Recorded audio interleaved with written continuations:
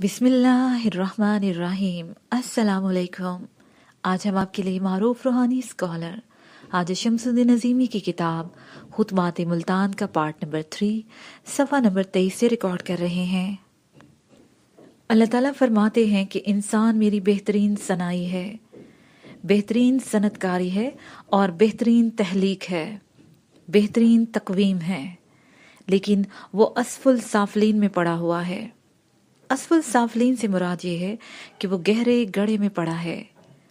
इंसान अल्लाह की बेहतरीन सनत है, बेहतरीन तस्वीर है, लेकिन ये बेहतरीन तस्वीर उस वक्त है जब इंसान इस बात से वाकिफ हो कि इंसान का मादी जिस्म रूह किताबें है। अगर इंसान इस बात से वाकिफ ना हो कि मादी जिस्म रूह किताबें है, तब वो असफुल साफलीन में है। इंसान के दो उलूम सीखना ज़रूरी है। एक इल्म यह है कि इंसानी जिस्म रूह का लिबास है। लिबास भी समझने की बात है। मसलन अब मेडिकल साइंस आपको बताती है कि इंसान ढांचा है, उसके अंदर एक दिल होता है, दो फेफड़े होते हैं, दो गुर्दे होते हैं, दो आंखें होती हैं, दो कान होते हैं। लेकिन साथ साथ हमें ये भी पता है कि हमारी दो जो आंखें हैं वो उस वक्त तक काम करती हैं जब तक जिस्म के अंदर रूह होती है। मुर्दा आदमी देखता नहीं है, मुर्दा आदमी सुनता नहीं है, लेकिन उसके कान होते हैं। मुर्दा आदमी की आंखें होती हैं, लेकिन वो देखता नहीं है। मरे हुए आदमी की कमर में डंडा मारे उसे चोट नहीं लगती। मैं बताना चाह रहा हूँ कि अल्लाह ताला ने इंसान को वो उलूम सिखाए जो वो नहीं जानता था। सोचिए, मादी जिस्म के अंदर दिमाग काम कर रहा है, किस तरह काम कर रहा है। सारी दुनिया जानती है कि इंसान के अंदर दिमाग है। ये भी सारी दुनिया जानती है कि इंसान के अंदर एनर्जी होती है। इस तवानाई की बुनियाद पर वो कोई चीज़ पकड़ता है, किसी चीज़ को तोड़ता है, किसी चीज़ को बना लेता है। इंसान के अंदर आंखें हैं, आंखों की वजह से देखकर वह बहुत कुछ बना लेता है। लेकिन ये सवाल अपनी जगह है, जब इंसान मर जाता है तो उसकी आंखें होने के बावजूद वो देखता क्यों नहीं है? हाथ होने के बावजूद वो पकड़ता क्यों नहीं है? पैर होने के बावजूद वो चलता क्यों नहीं है? इसलिए नहीं चलता कि उसका ताल्लुक रूह के साथ कायम नहीं है। नफ्सियाती हवाले से हम इस बात की तशरीह कर सकते हैं कि हर इंसान शऊर और लाशऊर में जिंदा है।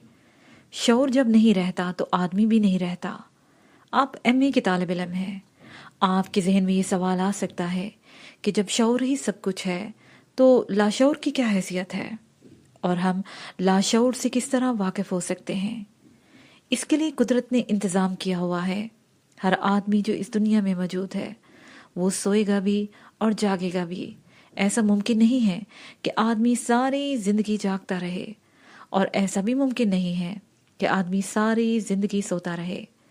अगर आप ज़्यादा देर जागेंगे, नींद पूरी नहीं होगी, बीमार हो जाएंगे, नफसियाती मरीज बन जाएंगे, नींद की गोलियां खाने पड़ेंगी।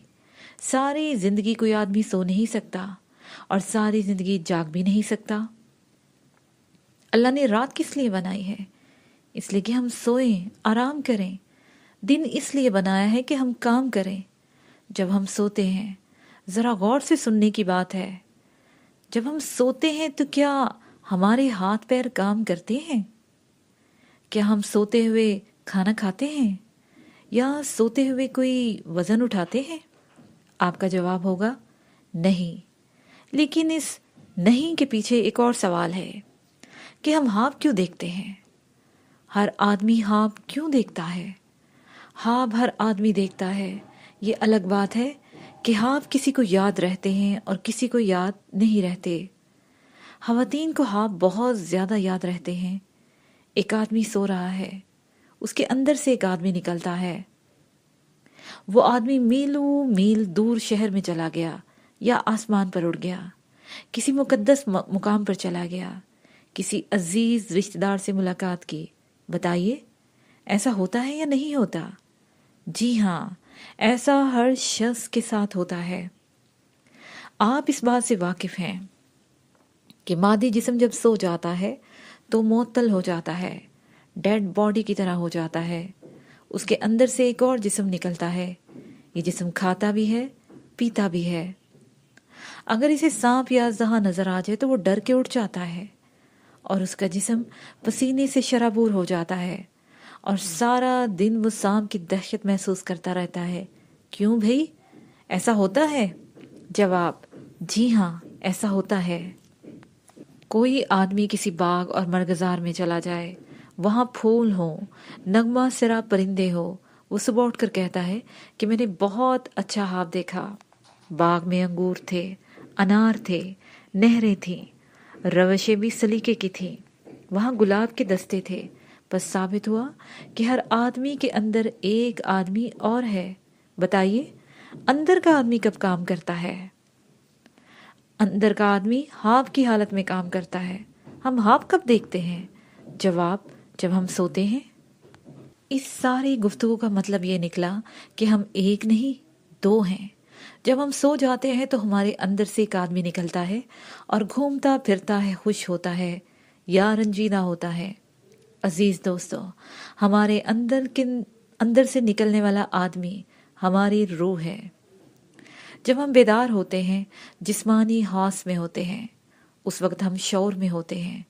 وہ آدمی جو ہمارے اندر ایک اور آدمی ہے، ہمارا لاشعور ہے۔ تصوف لاشعوری دنیا کی نقاب کشائی کرتا ہے۔ لاشعور میں غیب کی دنیا سے پردہ اٹھ جاتا ہے۔ آپ یہ نہ سمجھیے کہ انسان غیب نہیں دیکھ سکتا، ہر آدمی غیب دیکھ سکتا ہے۔ مثلا آپ کیمسٹری پڑھ رہے ہیں، جب تک آپ نے کیمسٹری نہیں پڑھی آپ کے لیے غیب تھی۔ جب آپ اساتذہ کے سامنے بیٹھ گئے تو کیمسٹری آپ کے لیے غیب نہیں رہی۔ ہر وہ چیز جو چھپی ہوئی ہے وہ غیب ہے، لیکن جب چھپی ہوئی چیز نظر آ جاتی ہے تو غیب نہیں رہتی۔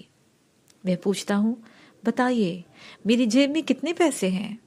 آپ نہیں بتا سکتے کیونکہ یہ چیز آپ کے لیے غیب ہے، لیکن کیونکہ مجھے پتا ہے کہ میری جیب میں کچھ نہیں ہے، بس خالی جیب ہے، میں کہہ دوں گا کہ کچھ نہیں ہے۔ جب تک کوئی آدمی کسی علم کو نہیں سیکھتا وہ اس کے لیے غیب ہے۔ علم غیب یا روحانیت جب ہم سیکھ لیتے ہیں تو یہ علم ہمارے لیے غیب کی بجائے علم ظاہر بن جاتا ہے۔ حضور صلی اللہ علیہ وآلہ وسلم نے فرمایا، جس نے اپنی نفس کو پہچان لیا اس نے اپنے رب کو پہچان لیا۔ روح کہاں ہے؟ میرے اور آپ کے اندر ہے۔ ہم جب تک اس روح کو تلاش نہیں کریں گے، اپنے اندر نہیں جھانکیں گے، مراقبہ نہیں کریں گے، خالصتاً اللہ کی عبادت نہیں کریں گے، رسول اللہ صلی اللہ علیہ وآلہ وسلم اور انبیاء علیہ السلام کی طرز فکر کے مطابق زندگی نہیں گزاریں گے، ہم روح سے واقف نہیں ہوں گے۔ میں آپ سے کچھ سوال کرتا ہوں، پھر آپ خواتین و حضرات سوال کیجیے گا۔ میری عمر اس وقت 76 سال ہے۔ میں پہلے بچہ تھا، پھر 20 سال کا جوان ہوا، پھر 40 سال عمر ہو گئی، اب 76 سال کا ہوں۔ میں معلوم کرنا چاہتا ہوں کہ میرا بچپنا، میری جوانی کہاں گئی؟ جواب: غیب میں چلی گئی۔ میں ایک دن مر جاؤں گا، مرنے کے بعد کہاں چلا جاؤں گا؟ جواب: غیب میں۔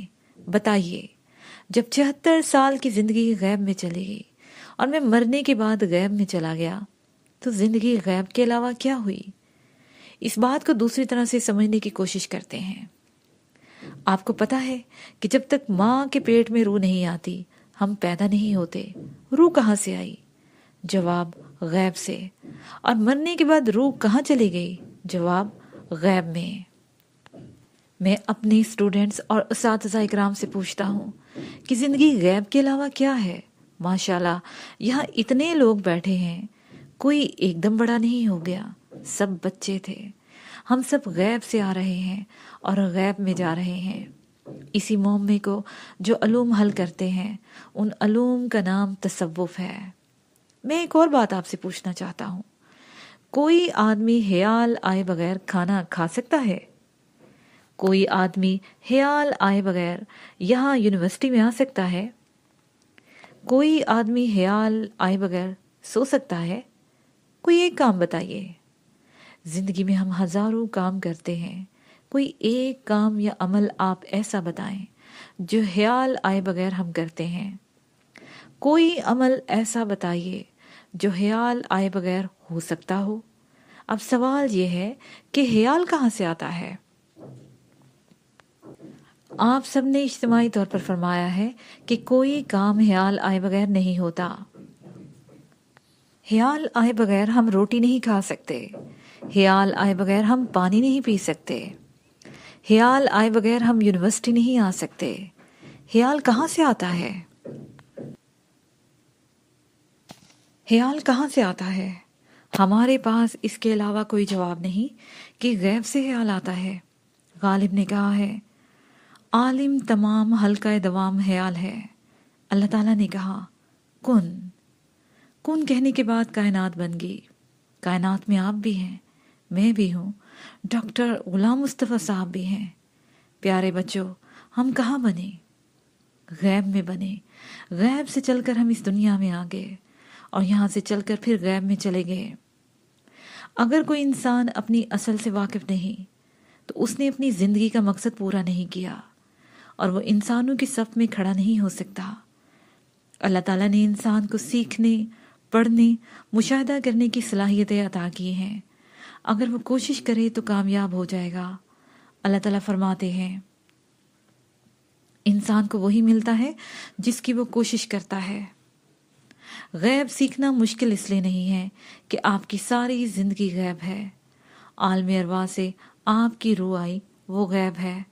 آپ کا بچپنا غیب ہو گیا، جوانی غیب میں چھپ گئی، بڑھاپا غیب ہو گیا اور آپ غیب کی دنیا میں منتقل ہو گئے۔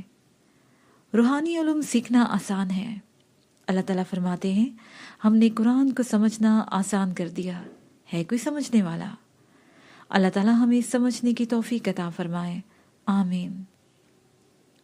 محترم جناب غلام مصطفیٰ صاحب، وی سی بہاؤالدین ذکری یونیورسٹی، جناب نور الدین جامی صاحب، جناب ظفر اللہ صاحب اور دیگر اساتذہ اکرام، طالبات اور طلباء، آپ سب خواتین و حضرات کا شکریہ۔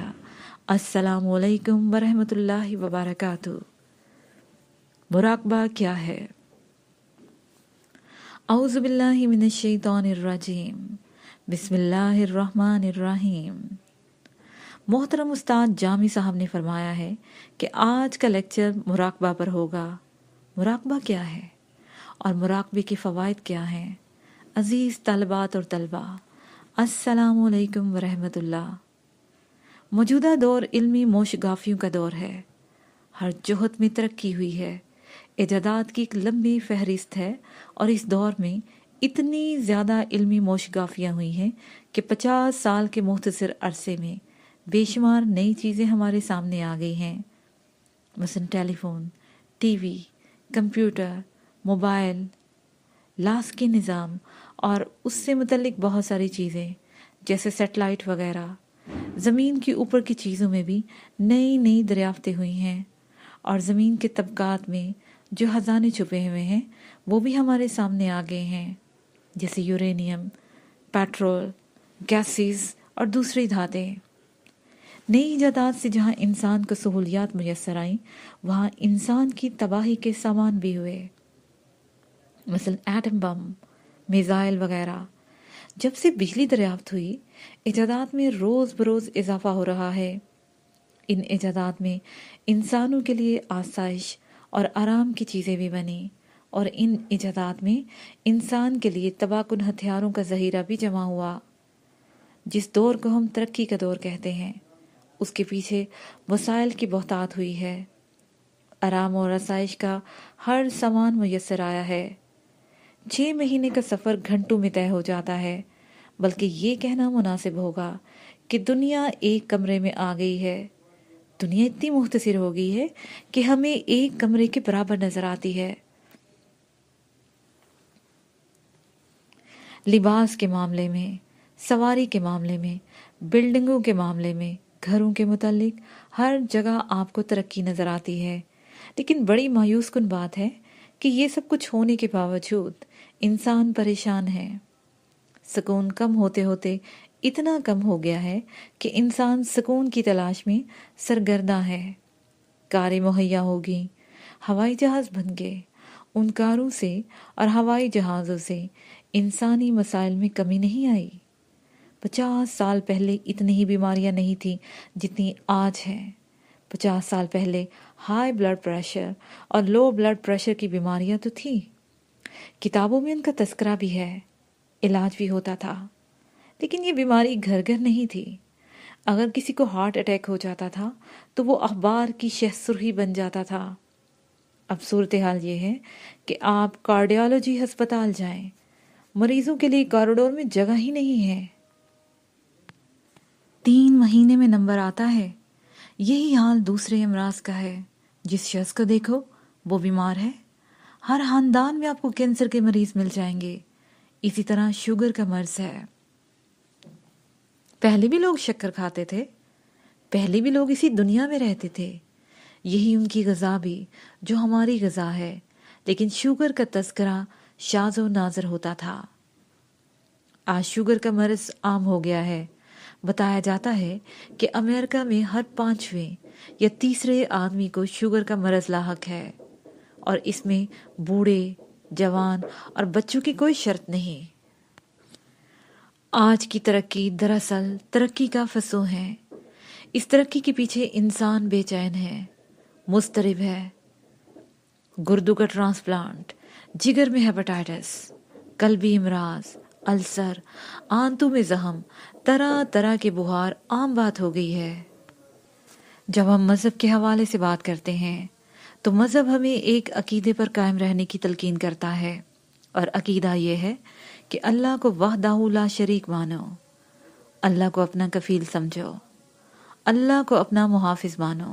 اللہ ہی ہے جو انسانوں کو پیدا کرتا ہے، اللہ ہی ہے جو انسانوں کے لیے وسائل پیدا کرتا ہے، اللہ ہی ہے جو انسانوں کو ایک معین مدت تک اس دنیا میں رکھنے کے بعد اس دنیا سے کسی اور دنیا میں منتقل کر دیتا ہے۔ ہونا تو یہ چاہیے تھا کہ ترقی کے ساتھ ساتھ جب ہماری شعوری استعداد میں اضافہ ہوا تو اللہ کے ساتھ ہمارا تعلق بھی زیادہ ہوتا، عقیدے میں بھی پختگی آتی، لیکن ترقی کے ساتھ ساتھ ہم عقیدے کے اعتبار سے بھی اپنے اسلاف کے مقابلے میں بہت پست ہیں۔ یہ تمہید میں نے اسی لیے بیان کی ہے کہ مذہب کے حوالے سے قرآن و حدیث کی تعلیمات کی روشنی میں ہم اپنا محاسبہ کر سکیں گے کہ قرآن و حدیث کی تعلیمات نے ہمیں کیا دیا ہے، اور موجودہ ترقی سے ہمیں کیا کیا چیزیں منتقل ہوئیں۔ اور جہاں تک ترقی کا تعلق ہے، کوئی بھی باشعور آدمی ترقی ہونے سے انکار نہیں کر سکتا۔ ہم اپنے پیاروں سے، اپنے عزیزوں سے، اپنے رشتہ داروں سے پاکستان میں بیٹھ کر امریکہ بات کر لیتے ہیں، بلا شبہ یہ ترقی ہے۔ پہلے 6 مہینے سفر کر کے حج کرتے تھے، اب 6 گھنٹوں میں جدہ پہنچ جاتے ہیں۔ میں یہ کہنا نہیں چاہتا کہ ترقی نہیں ہوئی، ترقی ہوئی ہے، لیکن مادی ترقی کے ساتھ روحانی اقدار کم ہو گئی ہیں۔ اس ترقی سے ہمارے اندر سے مذہب کا تصور کمزور ہو گیا، اور جیسے جیسے مذہب کا تصور کمزور ہوا، اسی مناسبت سے ہم لوگ پریشانیوں میں، بیماریوں میں اور نئی نئی الجھنوں میں مبتلا ہو گئے ہیں۔ قرآن پاک میں اللہ تعالیٰ کے ارشاد ہے، اللہ کا ذکر کرنے سے اطمینان قلب حاصل ہوتا ہے۔ اللہ کے ذکر سے کیا مراد ہے؟ ایک ذکر تو یہ ہے کہ ہم رات دن اللہ کا ذکر کرتے ہیں۔ مثلا صبح سے رات تک اگر آپ ڈائری بنائیں اور جتنی بار اللہ بولا جائے اسے ڈائری میں لکھ لیں، اس کی تعداد سینکڑوں تک ہو جائے گی۔ اللہ مالک ہے، جو کچھ دیتا ہے اللہ کے حکم سے ہوتا ہے۔ ذکر سے مراد یہ ہے کہ جب آپ کسی آدمی کا، کسی دوست کا، کسی رشتہ دار کا نام پکاریں، مثلا آپ کی کوئی سہیلی ہے حمیدہ، جیسے ہی آپ حمیدہ کہتے ہیں تو حمیدہ کی شخصیت، اس کا سراپا آپ کے سامنے آ جاتا ہے۔ آپ کی 2 دوست ہیں، دونوں کا نام حمیدہ ہے، ایک کا رنگ گورا ہے، ایک کا رنگ کالا ہے۔ جب آپ کالے رنگ کی حمیدہ کو آواز دیں گی تو گورے رنگ کی حمیدہ کا تصور قائم نہیں ہوگا، اور جب گورے رنگ کی حمیدہ کو آواز دیں گی تو کالے رنگ کی حمیدہ کا تصور قائم نہیں ہوگا۔ جب آپ کہتی ہیں اماں، تو ماں کی شخصیت کے متعلق، ماں کی مامتا سے متعلق، ماں کی خدمات سے متعلق، माँ के एहतराम से मुतल्लिक तमाम तासरात आपके ऊपर कायम हो जाते हैं। जब आप कहेंगे अब्बा, अब्बा की शख्सियत के मुतल्लिक अब्बा के दिल में औलाद की शफकत की सिफात का तासुर कायम होगा। जैसे जज्बात होंगे ऐसे ही तासरात कायम होंगे।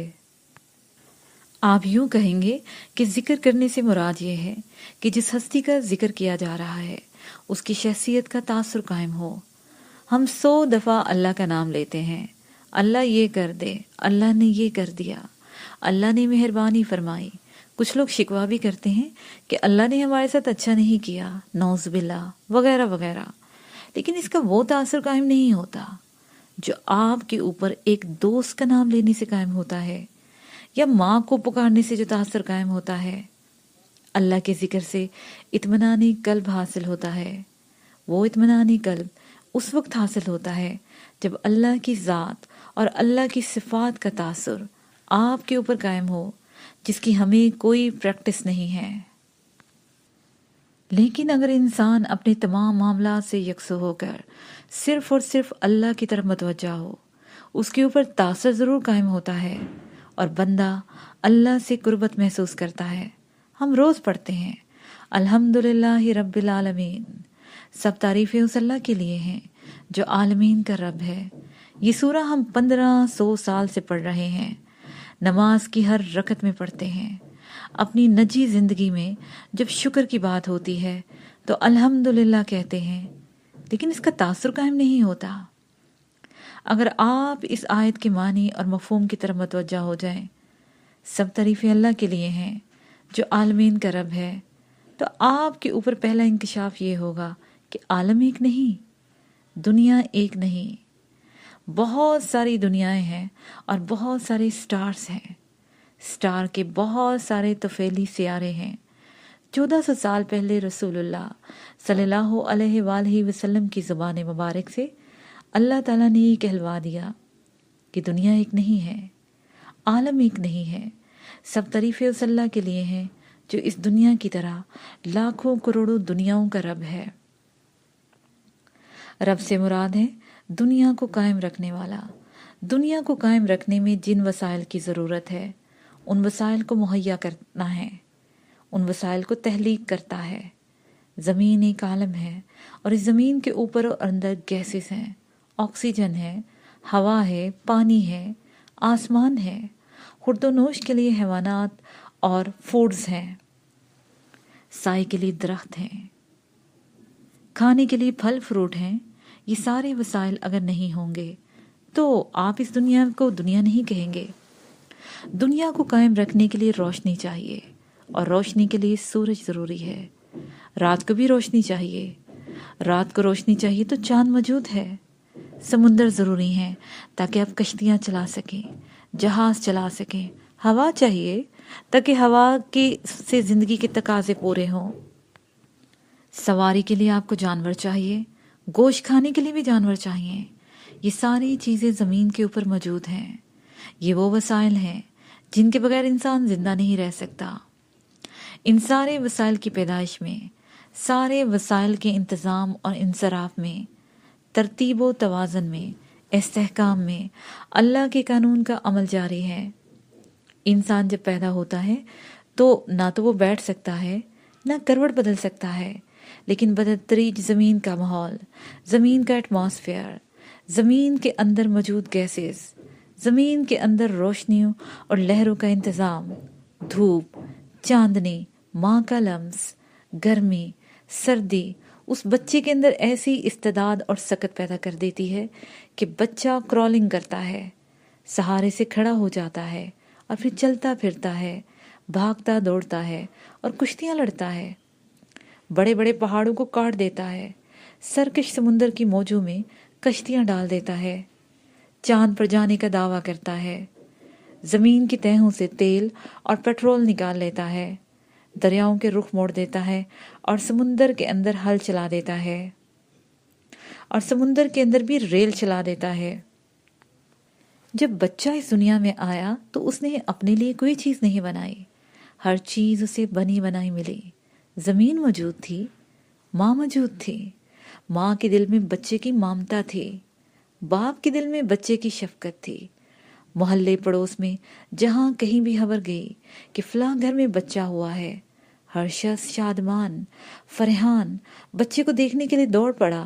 سوچئے اگر بچے کو اپنے لیے زمین بنانی پڑتی، ہوا بنانی پڑتی، اپنے لیے سورج کی روشنی تخلیق کرنی پڑتی تو کیا ہوتا؟ کیا وہ بچہ اس دنیا میں رہ سکتا تھا؟ جس دنیا میں ہم رہتے ہیں اللہ تعالیٰ نے وہ سب پیدا کر دیا تھا جب ہم اس کا استعمال بھی نہیں آتا تھا۔ سب تعریفیں اس اللہ کے لیے جو عالمین کا رب ہے، جو عالمین کو پیدا کرتا ہے، تخلیق کرتا ہے اور تخلیق کی تمام ضروریات کو پیدا کر کے ہر تخلیق کی کفالت کرتا ہے۔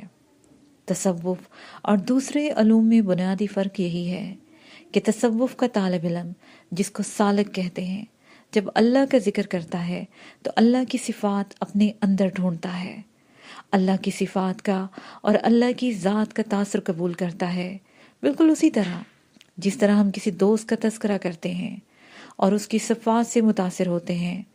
تاثر قائم ہونے کے لیے تصوف میں مراقبہ کرایا جاتا ہے۔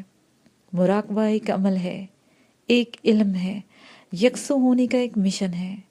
آپ ماشاء اللہ ماسٹر کے اسٹوڈنٹ ہیں۔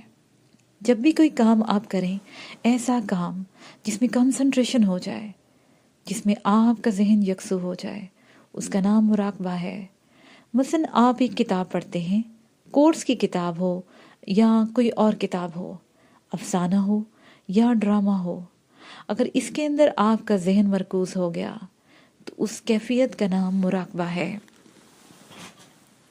مراقبہ سے مراد یہ ہے کہ انسان کا ذہن کسی کام میں اس طرح مصروف ہو جائے کہ اس کے اوپر سے زمان و مکان یعنی ٹائم سپیس کی گرفت ٹوٹ جائے۔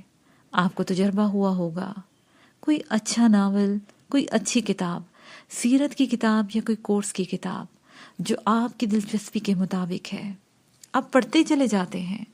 جب گھڑی پر نظر پڑتی ہے تو آپ حیران رہ جاتے ہیں کہ 4 گھنٹے ہو گئے، پتہ ہی نہیں چلا۔ آپ سے سوال یہ ہے کہ آپ نے 4 گھنٹے کتاب کو مسلسل پڑھا۔ آپ نے اس دوران نشستیں بھی بدلی، کبھی آلتی پالتی مار کر بیٹھ کے، کبھی اتحیات کی طرح بیٹھ کے، کبھی ٹانگیں سیدھی کر کے بیٹھ کے، کبھی تکیہ لگا کر پڑھنے لگے، کبھی لیٹ کے، کبھی سیدھے، کبھی الٹے لیٹ کر پڑھ رہے ہیں۔ اس دوران میں آپ نے پانی پیا، کوئی بندہ آیا، اس کی بات کا جواب بھی دے دیا، لیکن آپ کو 4 گھنٹے کا احساس نہیں ہوا۔ آخر کیوں؟ بتائیے، وقت کا احساس کیوں نہیں ہوا؟ دوستو، ایک دلچسپ کتاب پڑھی، اس کے مطالعے میں 4 گھنٹے گزر گئے۔ 4 گھنٹے بڑا وقت ہے۔ آپ ایک آدمی کو 4 گھنٹے کے لیے کسی جگہ کھڑا کر دے، اس کے لیے کھڑے ہونا مسئلہ بن جائے گا۔ سوال یہ ہے کہ 4 گھنٹے کا وقت کیسے حذف ہو گیا؟ 4 گھنٹے گزرنے کا احساس کیوں نہیں ہوا؟ بتائیے، 240 منٹ کیوں محسوس نہیں ہوئے؟ دوستو، 4 گھنٹے کا وقت اس لیے حذف ہو گیا، جیسے بیٹی نے بتایا کہ مطالعے میں دلچسپی قائم ہو گئی تھی۔ اس کتاب کو آپ کے شعور میں ایک مرکزی حیثیت حاصل ہو گئی تھی۔ آپ سفر کریں، کئی گھنٹے کا سفر، ریل کی سلیپر پر آپ لیٹ جائیں، سو جائیں، کوئی کہتا ہے اٹھو اسٹیشن آ گیا ہے، آپ کہیں گے ارے اسٹیشن آ گیا، کئی گھنٹے گزر گئے۔ کیوں؟ اس لیے کہ آپ کی شعوری کیفیات نیند میں منتقل ہو گئیں، یعنی شعور ایک طرح سے سسپینڈ ہو گیا، معطل ہو گیا۔ معطل ہونے کا مطلب ختم ہونا نہیں ہے، عارضی طور پر شعور کی تمام دلچسپیاں معطل ہو گئیں۔ آپ کے شعور کی دلچسپیاں 1000 باتوں میں ہیں۔ شعور کی تمام دلچسپیاں 1000 باتوں کی بجائے ایک نقطے میں سمٹ آئیں تو 1000 باتیں پردے کے پیچھے چلے گئیں اور وقت کا احساس ختم ہو گیا۔ مراقبے کا مطلب ہے کسی ایک نقطے پر ذہن کا مرکوز ہونا، کسی ایک نقطے کے اوپر اپنا ذہن مرکوز کر دینا ہی مراقبہ ہے۔ سورہ مزمل میں اللہ تعالیٰ نے فرمایا، اے اوڑھ لپیٹ کے سونے والے، رات کو نماز میں کھڑے رہا کرو، مگر کم، آدھی رات یا اس سے بھی کم کر لو۔ یا اس سے کچھ بڑھا لو اور قرآن کو خوب ٹھہر ٹھہر کر پڑھو۔ آپ کو 1000 خیالات آ رہے ہیں، اس میں اماں، ابا، کاروبار، جو کچھ بھی ہے سب سے قطع تعلق کر کے اللہ کا ذکر کریں، تب آپ کے ذہن میں اللہ کے سوا اور کچھ نہیں ہوگا۔ ایک آدمی پریشان ہے، اس کو خیالات چین نہیں لینے دیتے، وہ تمام خیالات سے یکسو ہو کر کسی کام میں مشغول ہو جاتا ہے، کیا اس کو پریشانی سے نجات نہیں مل جائے گی؟ کیوں بھائی، مل جائے گی یا نہیں ملے گی؟ جواب جی ہاں، مل جائے گی۔ اس صورت میں جب انسان اللہ کا ذکر کرتا ہے اور ہر چیز سے عارضی طور پر قطع تعلق کر لیتا ہے تو اسے سکون مل جاتا ہے۔ اللہ مکمل رحمت ہے، مکمل عافیت ہے، مکمل محبت ہے۔ جب آپ کے اندر اللہ کی صفات منتقل ہو جائیں گی، جب آپ پرسکون ہو جائیں گے، اللہ کا ذکر اطمینان قلب عطا کرتا ہے۔ لیکن ہماری صورتحال بالکل الٹ ہے۔ سب سے زیادہ نماز میں اللہ کا ذکر ہوتا ہے، اللہ اکبر سے السلام علیکم ورحمۃ اللہ تک اللہ ہی کا ذکر ہوتا رہتا ہے۔ اللہ کے ذکر میں ہم 1 منٹ کے لیے بھی یکسو نہیں ہوتے۔ دنیا بھر کے خیالات، وسوسے، پریشانیاں اور وہ باتیں جو ہمیں یاد نہیں آتی، نماز میں یاد آ جاتی ہیں۔ دراصل اللہ کا ذکر یہ ہے، جب نمازی نیت باندھ کر الحمدللہ رب العالمین کہے تو اس کے اوپر کائنات روشن ہو جائے، اس بات کا علم ہو جائے کہ دنیا ایک نہیں، کروڑوں دنیایں ہیں اور ہر دنیا وسائل کی محتاج ہے اور وسائل اللہ تعالیٰ کی عطا کرتا ہے۔ جب آپ کا ذہن اللہ تعالیٰ کی طرف متوجہ ہوگا، آپ پریشانیوں سے محفوظ ہو جائیں گے اور آپ کے دل کو سکون مل جائے گا۔ اس کے ساتھ ہی یہ پارٹ اپنے اختتام کو پہنچا۔